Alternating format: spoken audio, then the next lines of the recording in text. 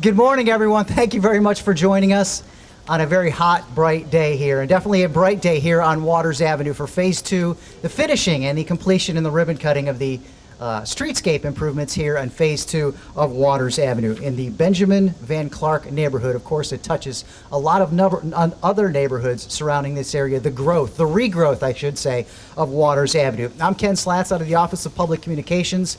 A lot of special guests with us today. We can't thank our Mayor, Eddie DeLoach, for joining us, and our Alderman for this district, Bill Durrence.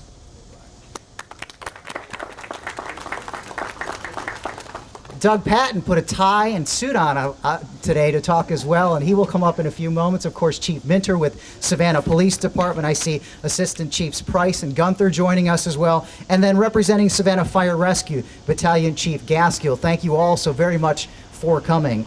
And standing up here as well, Jerome Meadows. A big thanks and a hand for Jerome for allowing us to use his facilities here. Thank you very much, Jerome. This is an area in the Benjamin Van Clark neighborhood that we've done a lot of work to continue to improve and bring it back to maybe what it was like back in the teens and the 20s and the 30s, and I know Alderman Durrence will get a little bit of that, but it all started with streetscape improvements, the sidewalks, the trees, the feel and the look of this area. So let's start out with our Mayor, Eddie DeLoach. Good morning, good morning.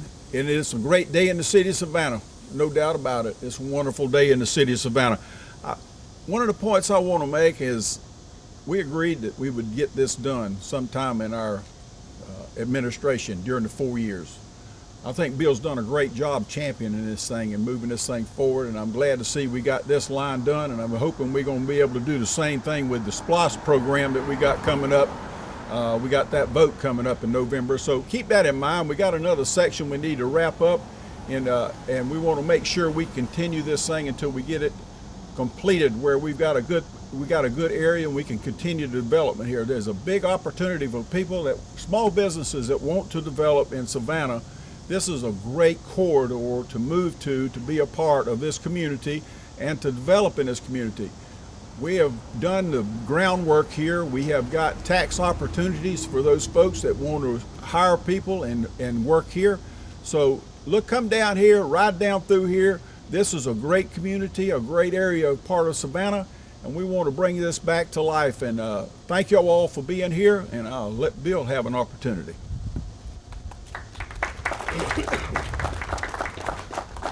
Thank you, Mr. Mayor. I know I'm old, but I'm going to need to talk to Ken about him thinking that I remember what was here in the 30s and 40s. It's just a little bit early for me.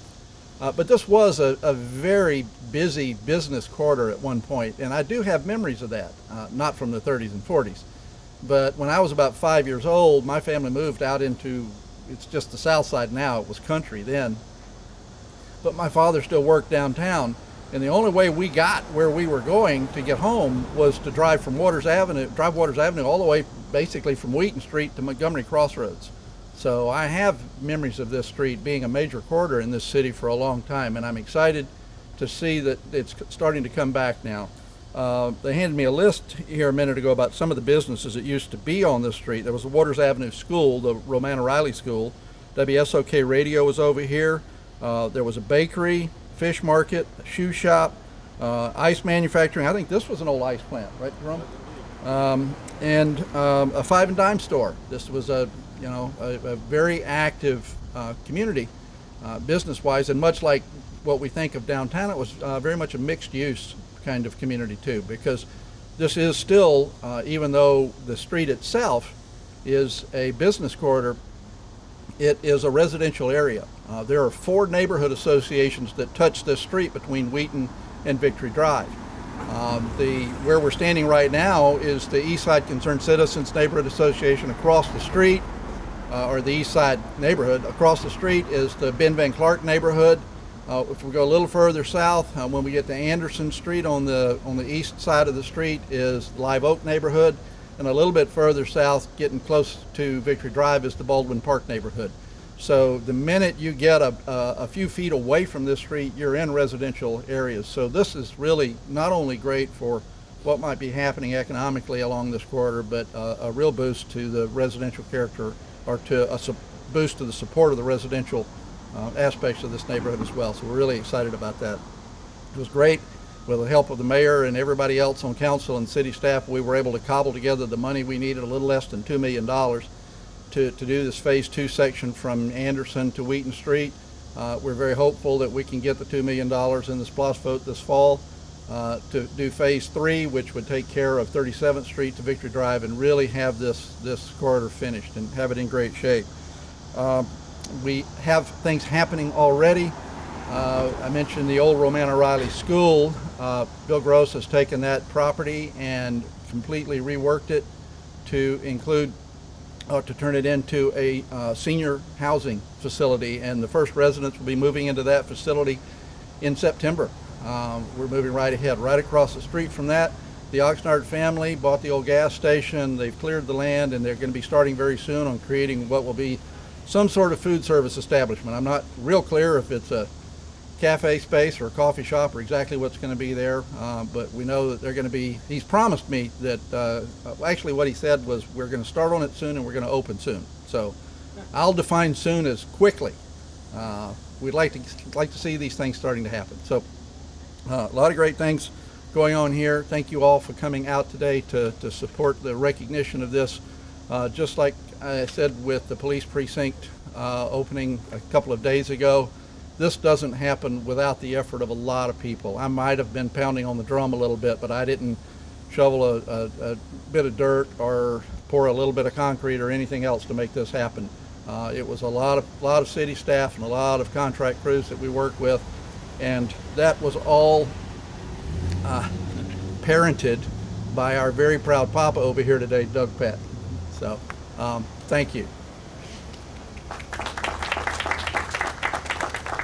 Thank you, Alderman. A couple more people that I would like to recognize. Manny, raise your hand. Manny Dominguez with Business Opportunity has done a lot with the neighborhood and with the entrepreneurial or the enterprise zone that we are in here to help bring businesses to the area. Also, Freddie Patrick is back there from the East Side Alliance. Thank you for coming. And the gentleman in the three-piece suit who had his head down looking like he was in elementary school, late for gym class, of course, Heath Lloyd, one of our chiefs. Thank you for coming, Heath. Doug Patton with our capital projects has been instrumental in making this happen, both with phase 1 and with phase 2. Doug, I'd like you to come up and say a few words about this project.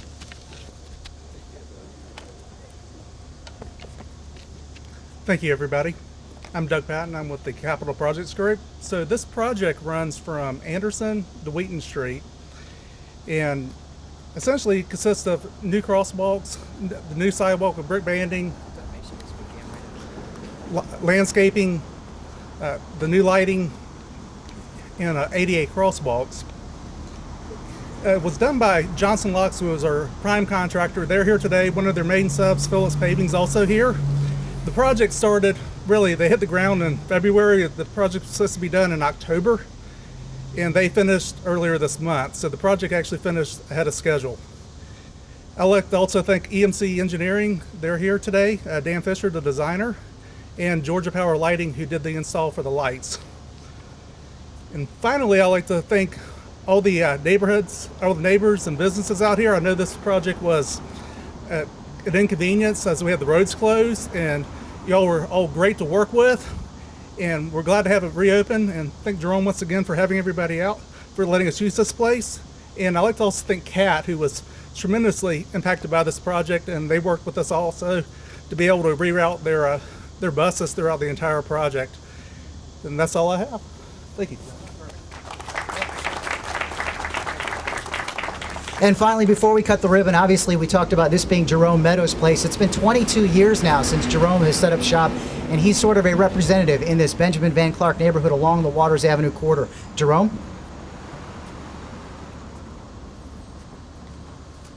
Okay, it's great to see everyone.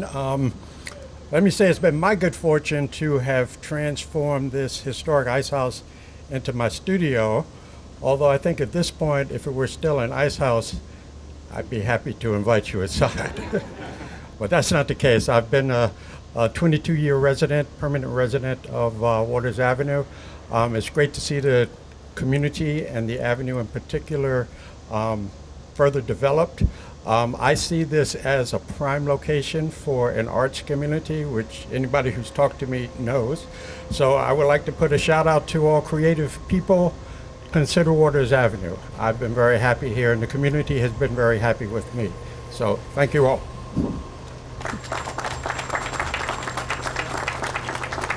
Thank you very much, Jerome. Once again, a very important part of this, just under $2 million for this project, mainly funded by SLATS, and it was finished around 2 months early. So I think that's a big process that the city has made. That will conclude this portion here. Obviously, with the media, if any of you guys would like any interviews with any of these folks up, feel free to after we cut the ribbon.